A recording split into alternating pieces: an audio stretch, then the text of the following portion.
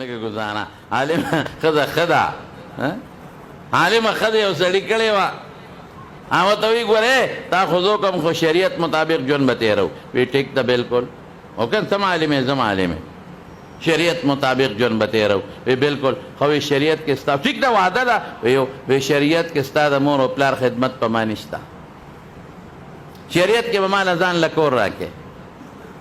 شریعت کې ستا د خویندو د لیور خدمت په ما نشته بس زه به تا سره ځان له کوټه کې ما ته به ځان جدا کې سړی وی دا څه په مصیبت راوړې دې سره څه وکړم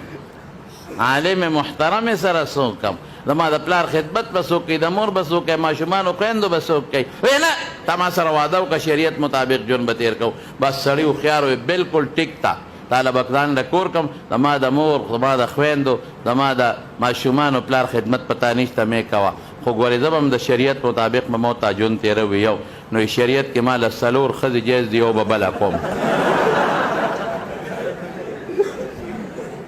یو به بله کوم ولې زما د مور خدمت به وکړي ته عالم یې ته وردرس و تدریس کې هغه به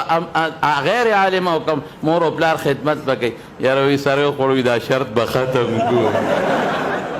او ښځې ته وایي چې لکه ګزاره عالم